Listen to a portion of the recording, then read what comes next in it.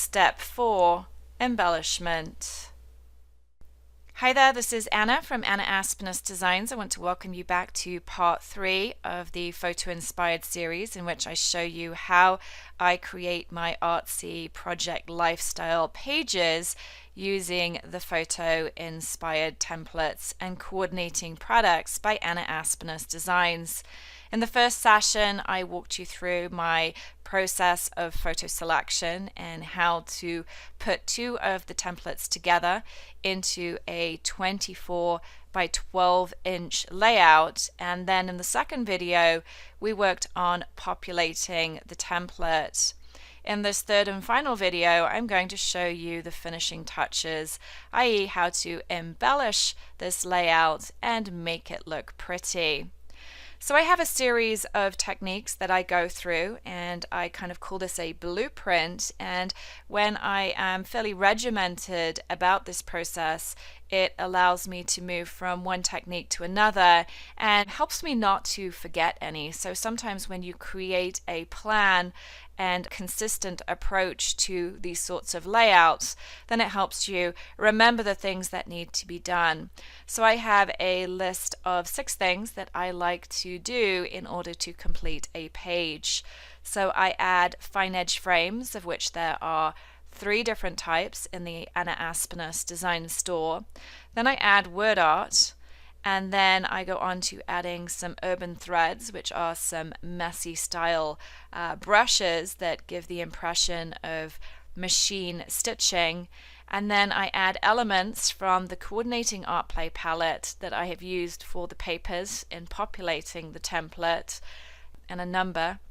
I usually add a number in there so I know which week I'm working on.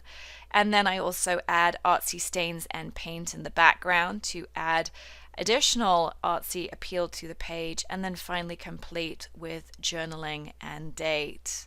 So let's start with these fine edge frames. I'm going to select the paintbrush tool from the tools panel and then head up to my brush options. You'll see in my panel I have the general brushes that come with Photoshop, and then I also have my blending brushes, which I like to keep at the top of my panel. But I also have a third folder, and these folders are new in the new version of Photoshop CC. It allows you to kind of group your brushes together and see them as groups, which can be quite helpful. You can also increase the preview size of those brushes as well. So I'm just going to scroll down, but you can see that I have a photo inspired folder, and what I've done here is I've grouped a number of brushes that I use regularly in my photo inspired pages, and I've saved them as one single brush set. So you can see that I have these circles, which I use for the date strip down at the bottom here, and then I have a variety of stitching. And then if I go a bit further down, you can see that I have loaded all of the fine edge frames and lots of different sizes, different orientations. So usually what I do is select the Move tool from the Tools panel and make sure that I have that Auto Select option selected, and then I click on the photo that I want to add the frame to, and then that will select the corresponding layer in the Layers panel, and then I go ahead and create a new layer by clicking on that new layer icon at the bottom of the panel. That will of course be positioned at the top of the panel if you're working in Adobe Photoshop Elements. And then I like to add these fine edge frames in either black or white, and so it's going to really be dependent on the colors in my image as to whether I choose black or white. In this case I could go with either or. I think I'm going to go with black, so I'm going to select my foreground color to black, reselect that paintbrush tool, and then go back up to my options.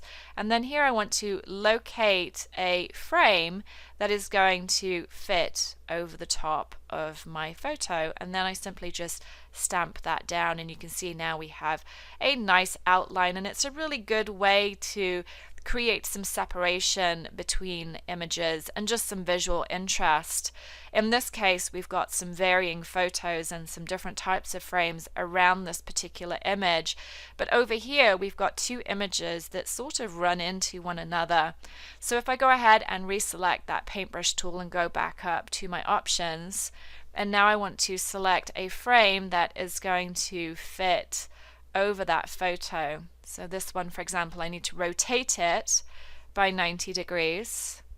And then I'm going to invert that color selection, and this time I'm going to add white, and it's slightly larger, but that's okay because we can always resize it after we've added the frame. And of course we want to make sure that we have a new layer above that photo selected. If I go ahead and click on that same layer, there's a good chance we won't see the frame because it's hidden behind the photo, because we have a layer selected that's lower down in the layers panel. So I'm going to go to Edit, Step Back, reselect that Move tool from the Tools panel and make sure I have that photo selected, then create the new layer and then click on the Brush tool.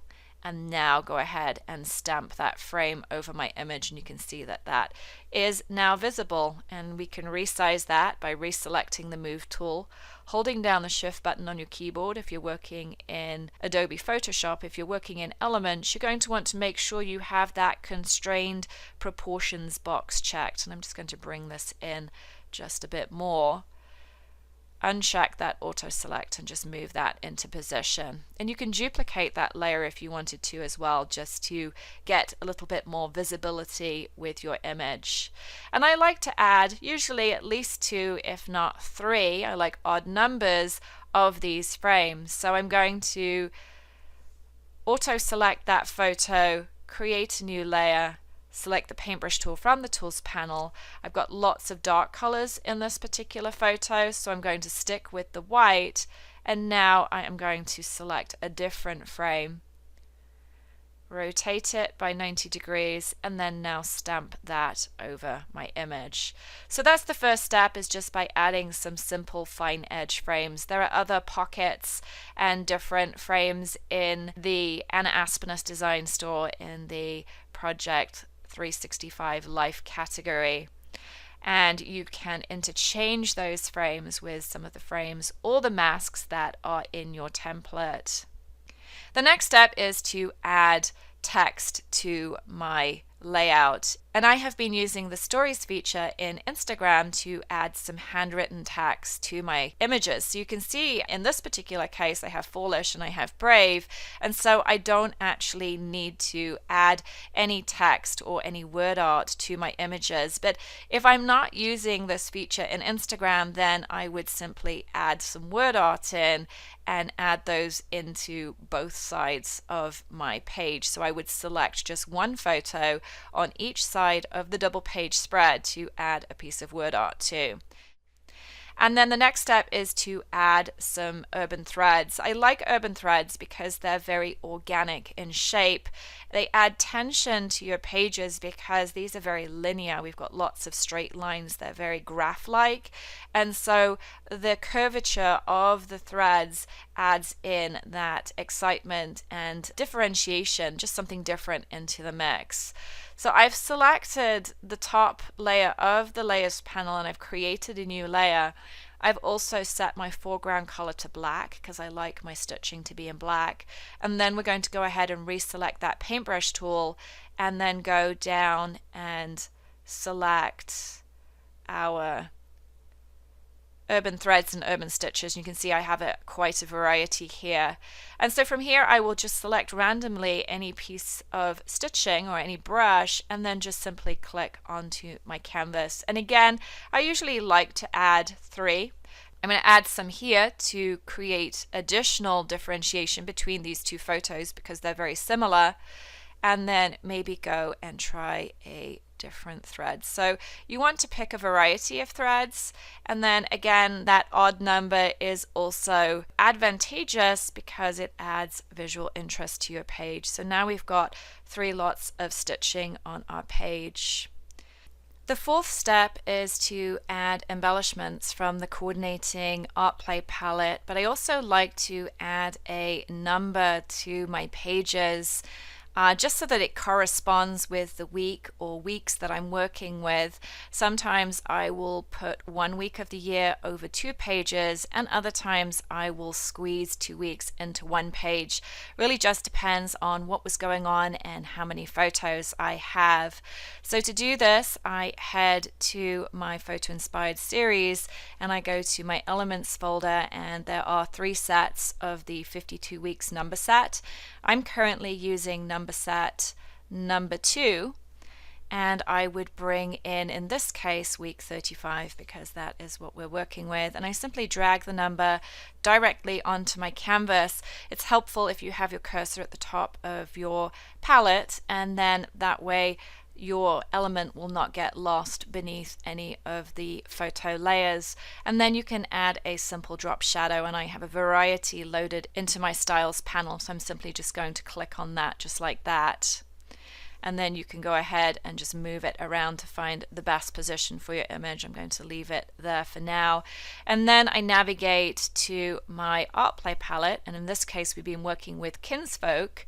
I'm going to go to the Elements folder, and then from here I'm going to bring in a number of different elements, and usually I will bring in quite a few. So I'll select all of these ones that don't have drop shadows added first, drag those into my workspace. I drag them into the background, not directly onto my canvas in this case, and then I will add them onto my layout one by one. I make sure that I have the auto select option off so that I don't accidentally move any of the underlying layers as I'm adding these, and then I drop shadows as I go. So I'm just going to add these in. So it's fairly quick. I don't spend too long thinking about where I'm going to place those elements. I just sort of drag them in there, add a greater drop shadow to that particular element. So we have an orange button here which doesn't necessarily go with our color palette. So I'm going to go up to Image Adjustment, Hue, and then just tweak this button just so that it coordinates with the colors in our image. So I'm going to bring that up, and I like to do lines of buttons. The types of elements that you use are going to be according to your preference. I personally like to use buttons, so I tend to use lots of them. If you don't like them, don't use them, use something else instead. So it's not a big deal, but I like to do kind of a line of 3 horizontally or vertically on my page. To do that. Not all of these are going to work on your layout. That one is actually not too bad. I'm going to add a drop shadow to that, but I'm also going to drag it down to my layers panel so that it goes beneath. I want it beneath the stitching layer. So sometimes I have to drag it down a little ways before I get that far. Like that. So now it looks like it's been stitched down onto the page. Maybe add this one here. So you can see I'm not giving it too much thought. You can close these out as you add them, and then you don't have to close them at the end. And then once I've added all of those, I'm going to place my cursor back to the top of the panel, and then I'm going to go back to my elements, and I might bring in a few other elements. I'm just going to bring in the PNG file just to make it easy and drop it directly onto my canvas. So this may require a little bit more experimentation just to kind of get the best fit. May not actually work, this one. It's not too bad, but again we've got that orange, so I'm going to go ahead and delete that. Go back down and see what else we've got instead. So this grass might be a better option, so let's go ahead and bring that in. So we can add this here. It's kind of nice if you can use these circular style elements to encircle a part of your page, but I'm not sure we're going to be able to get it to work in this particular case. So that's not too bad there. I quite like that. So we can leave that like that, and then perhaps go back and see if there is one more that we can add. So maybe this charm would be good. So I like to have two fairly dimensional elements on each side of the page to create that balance between the two. So there we go, added some simple embellishment to our page. The fifth step is to add the artsy stains and paint. And to do this, I navigate down to the bottom of the panel to the background layers. So you want to select the second of the two background layers and create a new layer. And then we're going to reselect the paintbrush tool from the tools panel, and now I'm going to use some of the artsy paint and stain brushes that are available in the tools category of the Anna Aspnes Designs store. So I have Artsy Stains number 5 loaded, I have Artsy Paint 12, and also 11 and 10 it looks like. So a variety here that we can use to embellish our page. And then it's just a question of selecting one of the brushes, and then I will sample a foreground color from the colors in our background. So for example, I would click on this sky if I wanted to introduce a paint stroke in that color, click OK, and then perhaps use the rotation wheel in your brush features to add the brushwork to your page. And you may have to try a couple of times to get it how you want it. You may even have to select a different brush and maybe tone down the color a little bit. So let's add that in like that. And then maybe we'll go down here with a brown. It's best to create a new layer for each different color. That way, if you change your mind and you want to make adjustments, then you can just delete one layer instead of having to start and do all the brushwork from scratch again. So we can add that in like that. You can go ahead and use the eraser tool with one of those blending brushes that I had loaded here to remove any parts of the brush that you don't want to have visible. So maybe go over here, and I'm going to sample this slightly lighter tan color. Add that in there, and then maybe create a new layer, and this time move over to the other side of the page. So notice I added 3 brush strokes here. Not actually loving that brown down the bottom here, so I'm going to delete that and go back and select a different brush. So maybe we'll add the red in there, reorder the layer.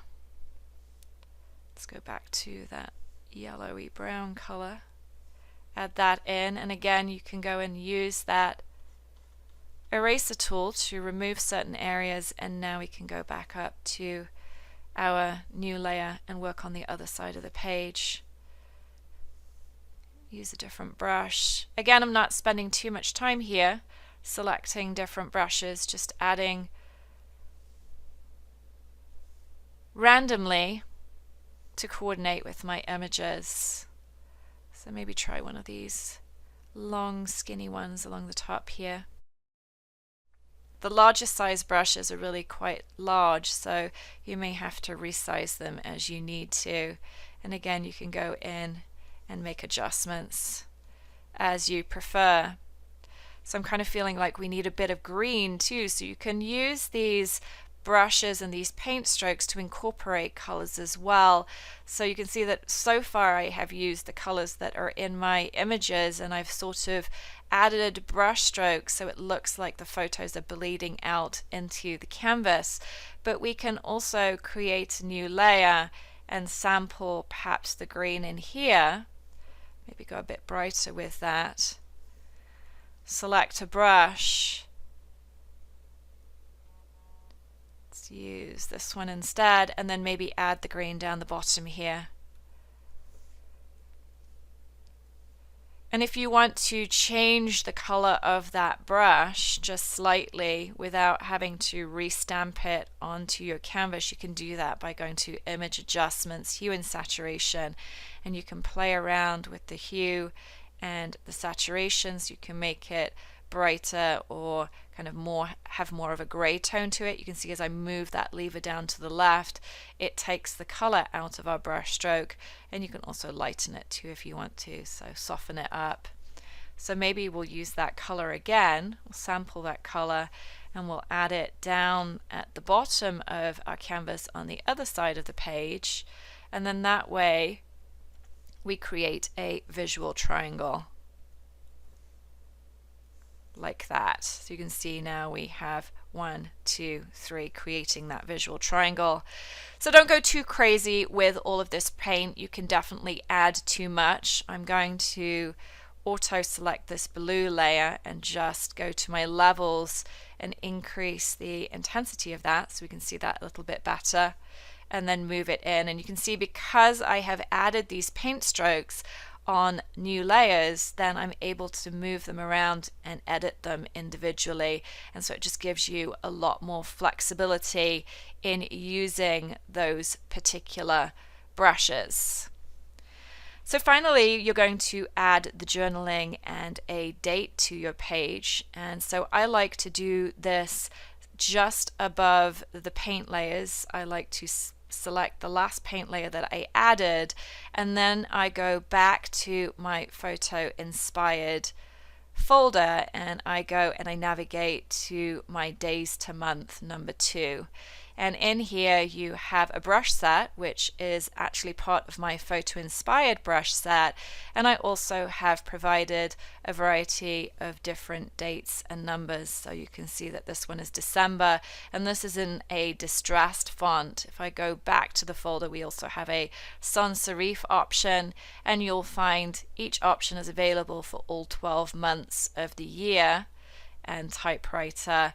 So I want to go and locate the one that we're working on, and I believe it's August. So I'm going to drag in the August tab and then just place it on the right side. I tend to prefer the right side over the left. And then I create a new layer above that, and then I usually like to use red if I'm using the red numbers, but in this case I'm using black. So I'm just going to sample that black, select the paintbrush tool from my tools panel, and then go back up to my FotoInspired folder, and now you can see that there are a variety of different circles that you can use to encircle the dates. And so I'll go in, and if I am obviously covering 7 days, then I'll circle those 7 days. If I am covering 2 weeks, then I will circle 14 days to show the time period that these particular photos covered. You can also use these lines as well if you wanted to have a strike through effect. And then the last part of this is to go into the text boxes, and there's a number of them. I simply select the text box, select all of the text, hit the delete key on my keyboard, and then I start typing in the journaling for that page. And then I do the same on the other side, and you can see that this is white on white. So if you want to change the color of your text, you simply just select that text and then you change the type color like that, and then now you have black text. And then once you have added your text and you've added all of the different pieces that you want to add to your page, then you can go ahead and you can go to File, Save As, and you want to save your file as a PSD. This allows you to go back at any time and correct any mistakes that you've made, or simply if you just change your mind, you want to switch a photo out, or you want to add in some additional journaling that you maybe forgot to add, then it's a great way to do that. Once you have saved it as a PSD, then you're going to want to save these pages for printing. And to do this, I like to go to File, Save As. Now if you're saving in book format, then you can probably save it as a one-page spread. So you can go ahead and select the JPEG option and go Save. And then save it as an 8 so that when you go to File, Open, now if I go to my icons view, then you can see that we have that saved in that large format. If you want to print these pages individually as two separate pages and put them into an album like I like to do, I tend to add in these pages with my Artsy pages. So I like to have the flexibility of being able to slot pages in between pages. Then you're going to want to save them as two different 12 by 12 inch layouts, and to do that you're going to go to File, New, and you're going to create a 12 by 12 inch layout at 300 dpi and go to Create. And then simply what I like to do is I go to Layer, Flatten Image, and then I drag that layout onto the new file. And then you can go File, Save As, and then go down and you can select that, and then I like to go A, just add it as part A and change it to JPEG and press Save, click OK, and then I drag it along and I save the other side and go to File, Save As, and then go back and save that one too, and you can see we have the other ones there. This time I'm going to save it as B, and so that I have two different versions for printing. You can go ahead and not save that, and remember you don't want to resave this while it's flattened, so if you want to make sure you want to save it, you have to go to Step Back so that you have all of those layers, and then go File, Save before you go ahead and close your image out. So I hope you've enjoyed this series on how I create my photo-inspired pages. If you have any questions about any of the techniques covered in this series, please don't hesitate to contact me at anna@AnnaAspnesDesigns.com, and I will be back here again soon with more video tutorials about Artsy digital scrapbooking and digital artistry. Have a great week and happy creating!